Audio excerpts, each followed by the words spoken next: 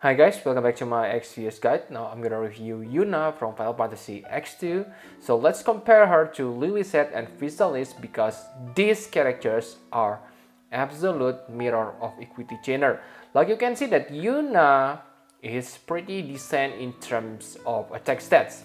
She gets the highest attack stats, 210%, and she is flexible because she can become true dual wield or true double hand.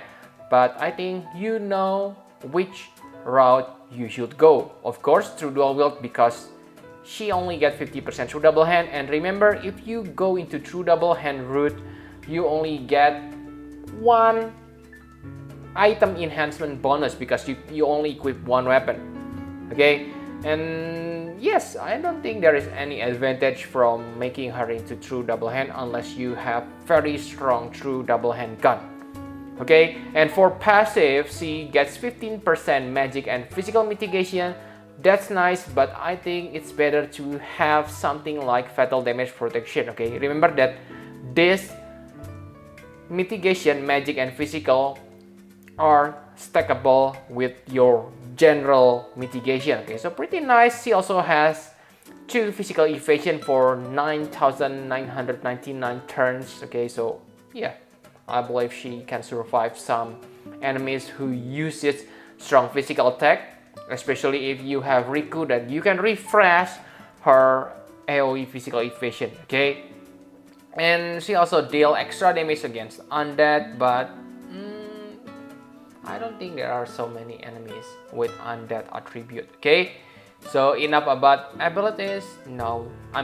Stats. Now let's take a look on abilities. So like I have said before, she is mirror of equity chainer, and the good thing about her is she has access to 4 elements. So it is like Onion Knight, but I think she is a little bit better because her setup is not complicated. For damage, you can see it on the screen. They are about the same. Actually, not about the same, but the damage are same. 22 times when max.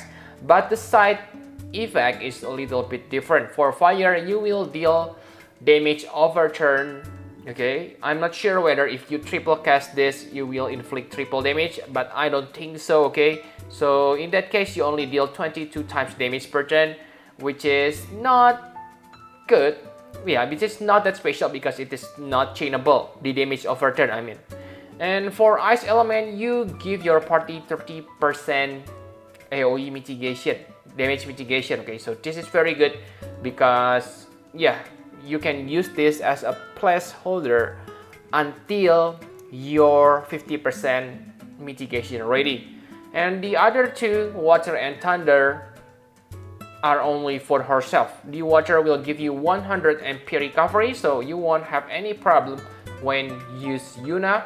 And you also get 2 physical evasion, so you can easily refresh that physical evasion for yourself. Okay, but of course it is not 9,000 turns. Okay, it's only 3 or 4 turns. But after you use those elemental attack also imbue yourself with that element. This is good and bad at the same time. Good because you can use your non-elemental ability which deal more damage. Okay, it can deal 30 times damage per cast. The bad thing is you cannot combine these side effect abilities. Why? Because that will make you dual elemental attacker, and that will reduce your damage if you have imperil.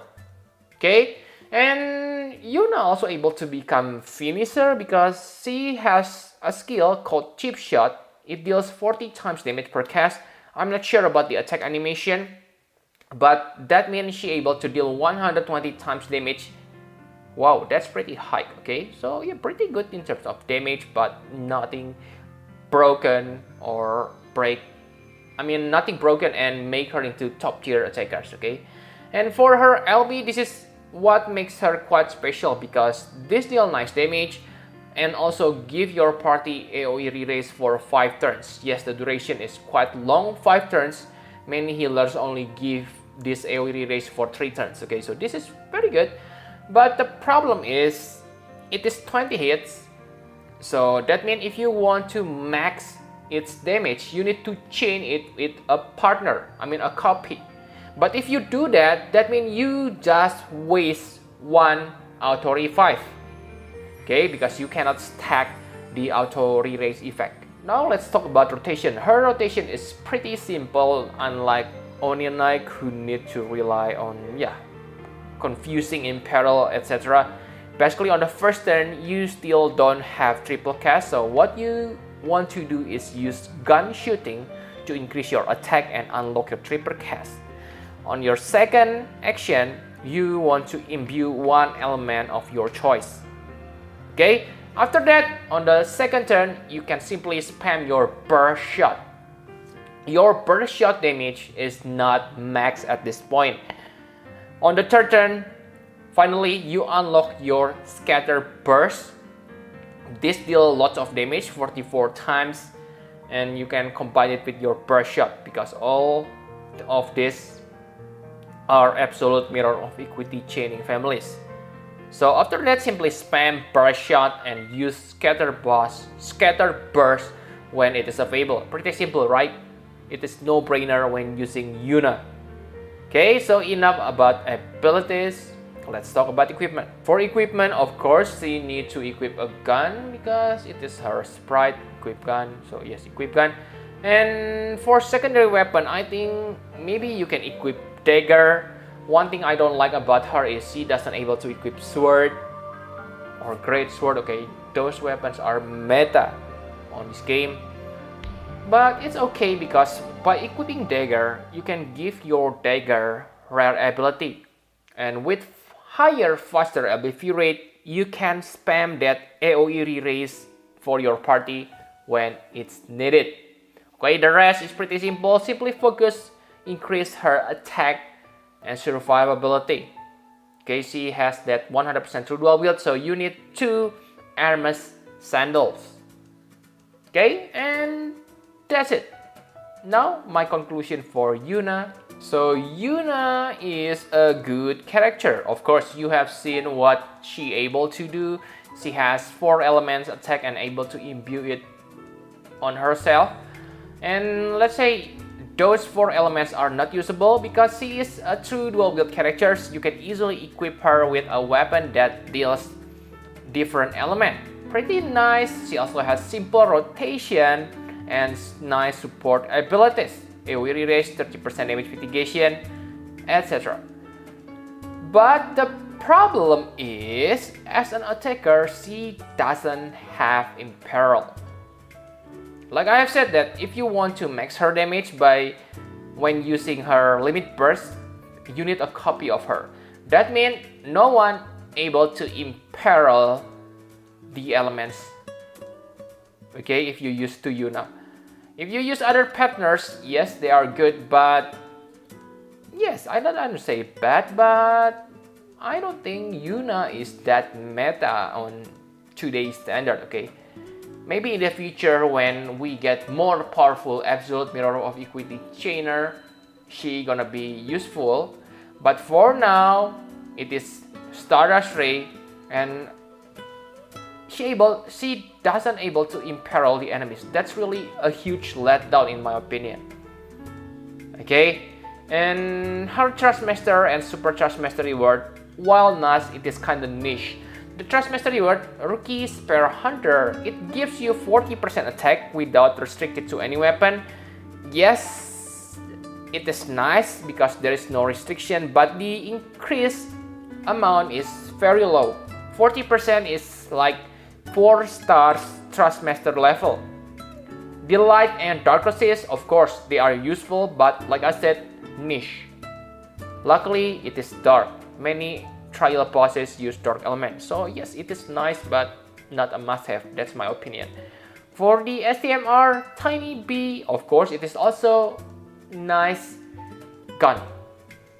Okay, but for gunner, I think only Yuna and Visalis who able to use this to the max, so I'm not sure whether you should get it. No.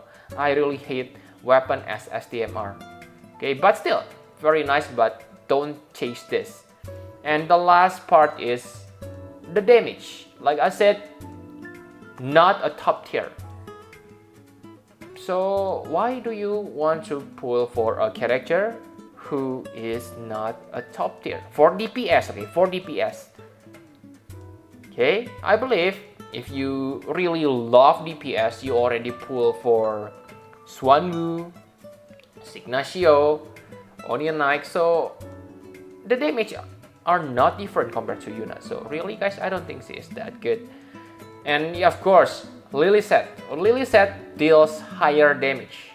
And Lily-Set able to impale the enemies. Of course, Lily-Set only deal 2 elements. That's her big letdown. But still, for damage, Lily-Set is better. For Physalis only deal 1 element. So of course, it is obvious who is better. Okay, and Physalis also has that quad cast, which make her kind of bad because other Mirror of Equity chainers are triple caster. So yeah, you can only find maybe Godria as her partner. So in the end, Yuna is good character, but I don't recommend you to chase for her. This banner, I say Riku is the MVP. Okay, so I think that's all you need to know about Yuna from Final Fantasy X-2. Thank you very much for watching. Please hit the like button and subscribe to my channel for more Final Fantasy Private XPS guide. Bye bye guys!